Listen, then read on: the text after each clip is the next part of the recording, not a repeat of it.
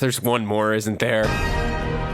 The Jedi prepare to transport Vindy to the Republic capital for trial. If that virus had escaped, everyone on Naboo would be dead now. Oh well, just another boring day saving the universe. Let's take this Slimo back to Theed so we can help Padme and Ahsoka clean up down there. Slimo is Huttese for slimeball, basically, but I have some questions coming up about the good old Huttese language. You scrawny dough-pot, Slimo. I love that even as an adult, Anakin still says the same shit he did as a young Force prophet. I'm sure we can all relate to that, or some part of it. It looks like the chamber that holds the virus is missing. A droid must have taken it. This symbol is the same one we see on the bomb briefly. Is it Dr. Vindy's? Does anyone know? We've already taken the virus containers out of these bombs. We'll just have to check them again. Hey, you! Get away from there! Get to the safe room. Come on! It might be a small touch, but the way this kind of looks like water rushing in was really cool for season 1. No chance! Hurry! The doors are closing! Don't worry! Get inside, Captain! Hurry! This is pretty much the same thing that happened to Anakin with Thicla Sakura in the last few episodes, so it's kind of nice to see Ahsoka on this end of it this time, even though the virus kind of winds up getting in there anyway. The droids released the virus, but we managed to seal the lab. And Padme?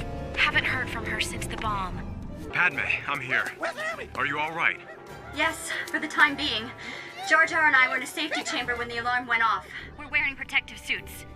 The virus is loose, but Ahsoka has sealed off the entire facility.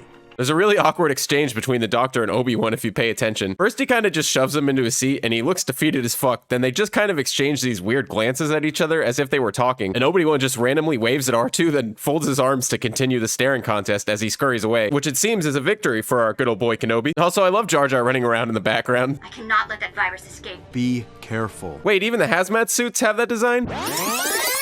Oh wait, they even had them on the suits in the last episode, which raises more questions because they didn't get the suits from the lab to begin with. I guess it's probably just a Star Wars hazmat symbol or something.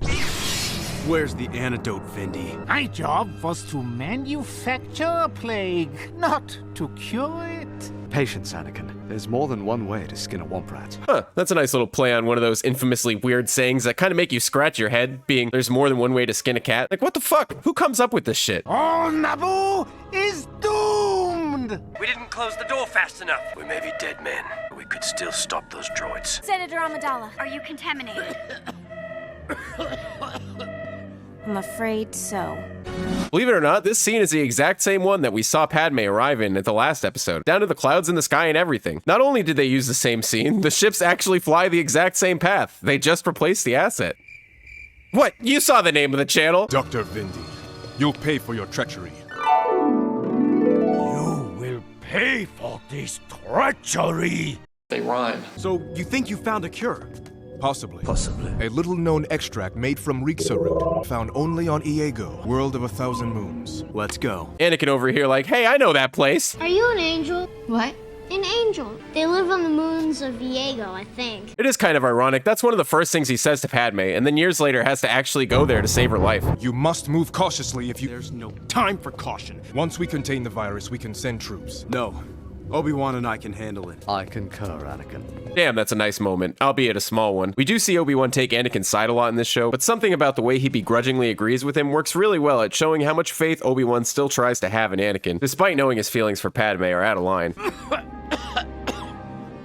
So did these clones' eyes turn blue because of the virus? I don't think so. We see Rex and Padme still keep their eye color. Are you telling me we just happen to have 2 clones in this unit with blue eyes? That shit's usually rare pickings. Even that or some weird animation thing happened here. I think the blue eyes from the virus would have been pretty sick, actually. Why does Jar Jar's head look so funny in this thing? Have his eyes always looked that weird and compressed in the suit, and I'm just now noticing it? Oh yeah, I guess so. God, that's gotta be uncomfortable. As long as we're able, we'll help you destroy those droids before they breach the compound. I love that Rex is the one to give up his blaster. Probably because he's the captain here, and obviously he can hold his own with his pistols, but you gotta think, if this was some other senator, would he just wordlessly hand it over like this? I don't think so. Think about how often Padme and Anakin are together, and Rex has been fighting alongside them. He knows damn well Padme can handle her own, and if not now, he does pretty much know all about her and Anakin later on. Stop! Don't open that hatch! Too late.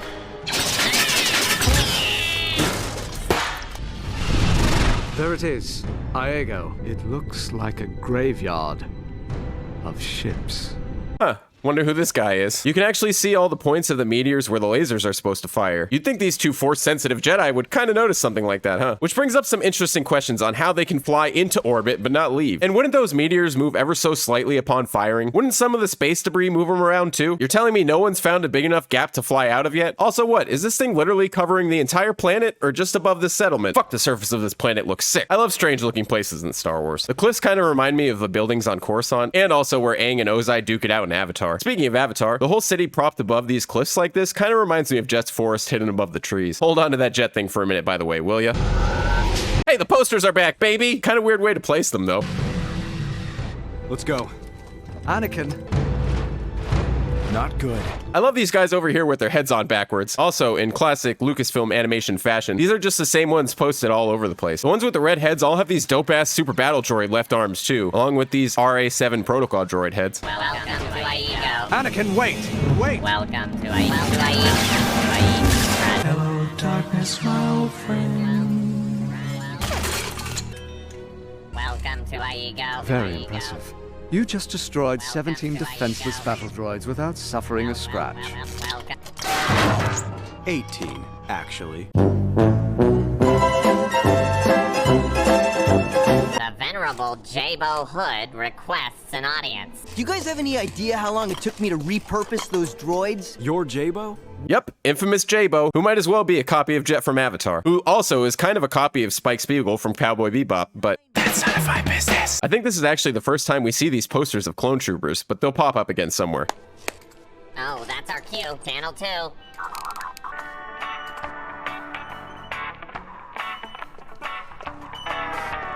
Okay, I know I've mentioned how weird it is to hear electric guitars in Star Wars. There's something about just hearing an electric guitar like this in anything Star Wars that just, God, man, no thing.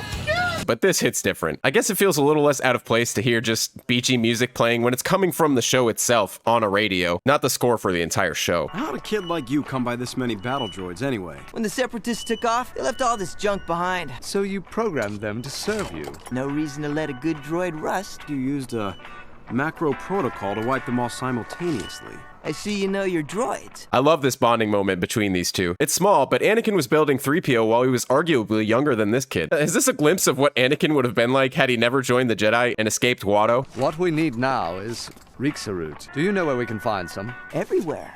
We don't have time for games, kid. What my friend is trying to say is that we are in a bit of a hurry. Not anymore, you're not. Look, you little. The system is haunted, cursed, whatever. No one gets off this rock alive. Not past Droll. Droll! Why are the B-ones scared of Droll too? He destroys anything that leaves the planet. I suppose that explains the ruined ships in the Moonbelt. Can someone explain to me why this B-1 has a mustache in the background? Jar Jar, no! Senator, your suit's been compromised. I'm so sorry. Don't blame yourself. These things tend to happen in a war zone. I'm sorry, I don't care how young Ahsoka is compared to her. If that were me right now, I'd be like, damn, shit, you gotta be fucked. Follow the vines to the bottom, dig up the roots. Watch out for the flying Xandu! What's a Xandu? Oh, hey, look, a Xandu. There, those are the roots we're looking for. There. Poodoo. So you would think this means, oh shit, basically, but apparently not. We hear Sebulba say it to Anakin in The Phantom Menace, but the subtitles say Bantha fodder. Also, some random alien says it to Obi-Wan in Attack of the Clones, and there it says just cursing in Huttese. And then in Return of the Jedi, when Jabba says it, it also says Bantha fodder in the subtitles, even though we hear him say poodoo too. So are you telling me Anakin and that guy yelling at Obi-Wan were saying, oh fodder? No, I'm not buying it. I have a bad feeling about this. They rhyme. I love the intense unheathing of the good old faithful shovel. You have a lightsaber, my guy. How would that not be infinitely faster? We've got to get out of here now. The place dried up once the spice convoy stopped running. We're just one of the millions of little backwaters no one cares about. The writing on the wall back here says Iego City Hell, which is pretty goddamn cryptic, Lucasfilm. You knew I was gonna try and read that. The planet is cursed. I think this is actually the first time we've seen a Quarren in the show, as well as an Ithorian. Technically, we saw them in the Clone Wars movie in Jabba's Palace, but for some reason, they're all fucked up over there. You have both the Quarren and Ithorian heads on what look to be Palpatine's body with normal hands and everything. Then you have Gran wearing Jedi armor, specifically Obi-Wan's right here, and this one is wearing Anakin's. And you guys wonder why I haven't done that dumpster fire yet? The Quarren remind me so much of Davy Jones from the Pirates of the Caribbean movies, man. Especially the way they sound. You feel this. The spirit of the thousand moons. You ask me, sounds like a load of Superstition. That's one word for it. I was trying to read this before, but I guess this one says clone on the top, then battle droids. You can kind of make out some art right next to it too, which also looks like a droid and a clone. Wait, this building over here actually says Crystal Skull. I love all the different Indiana Jones references in Star Wars. Also, I don't know what this building says, but the bottom clearly says Inn, so it must be some kind of hotel. Damn, this really is Hotel California. Have you run into Droll yet? Not to worry, J-Bo.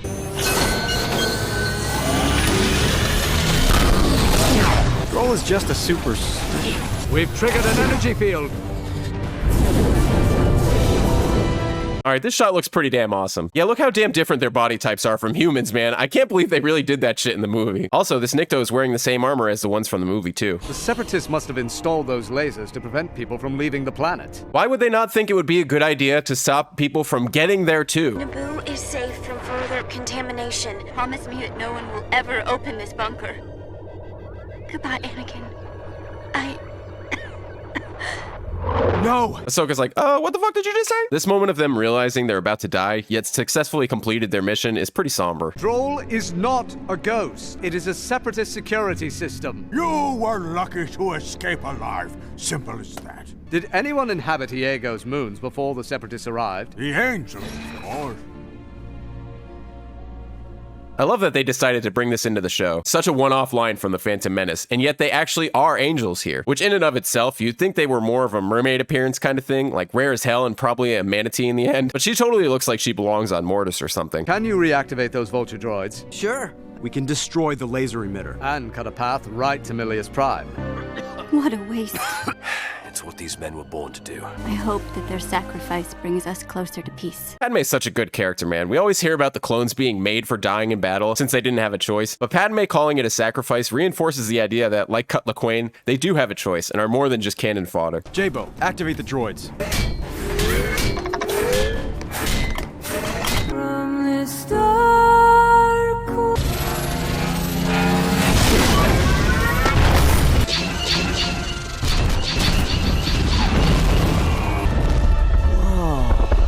Fine, kid. You'll need some new droids to boss around, J-Bo. You're now free to leave Iego whenever you choose.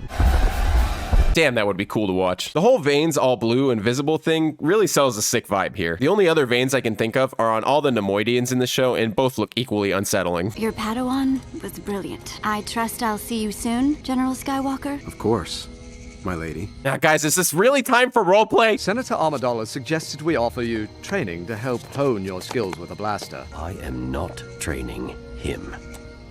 I love all the random little waves in this show. Why are the veins showing up all over her upper body, but seemingly stop below the stomach? Come on, animation team, get your shit together. Fantastic job today, Snips. Thanks to your training, Master. I probably do deserve most of the credit, but not all of it. Pilot, get these two out of here. Thank you, Master. Why are there clones here without armor on? We just saw a few seconds ago the only clones here were wearing full gear, and these guys look like they just got done piloting a Star Destroyer. Weird. Okay, so this one was at least a little less terrible than the last one. I really love the whole Moons of Iego Angels thing, and as far as weapons go, this one was pretty new and unique. But other than tiny character building, this arc doesn't really come to mind when I think about the bangers of Season 1, and could probably be skipped in a watch through. I guess production-wise, this came several episodes after the Blue Shadow virus, which probably explains why I hated it much less. Patron shoutouts! Shout out to the one, the only, Drakmir! My first commander, the only being in the Empire smart enough to realize, oh shit, does Vader ever use the restroom? Shout out to our newest Master Jedi, R. McNasty1, whose dance moves were so nasty they're Coruscant's dirtiest dancer on 1313. And Friends Crumb, a member of Death Watch that saw Bo spank Ahsoka and thought, damn, I'd let this bitch lead me too. William Lynch, who holds the world record for hurting the most nerfs on Edu, before nerf herders were cool, or not, I don't even know, man. Varium, who saved 15% or more on Star Wars fuel by switching to Purgles. David, who commissioned a Wookiee to build the biggest treehouse on Kashyyyk for intense birdwatching activities. There's birds there, right? Marcus Fleischer, the only remaining survivor aboard the first Death Star, who survived trapped inside a refrigerator looking for blue milk. Mr. Schnuffle, who claims they've seen the Kaminoans hover above planets in flying saucers. You guys know you've all thought they look like aliens too. Taylor Lynn, the sound engineer on Jabba's sail barge, who swears Max Rebo used the Force to keep himself alive time and time again. More huge shoutouts go out to my Jedi Knights, Graphite, Brandon Esposito, Korchin, Nephorax, Celsus Volpes, and Taco Llama. So I think I've posted this on the community tab before, but I'm working on a Kahoot quiz right now, and I've got like 50 questions or something. If you guys want to take that quiz and have some fun with us, stay tuned. I'll let you know when it's ready. I'll see y'all again soon.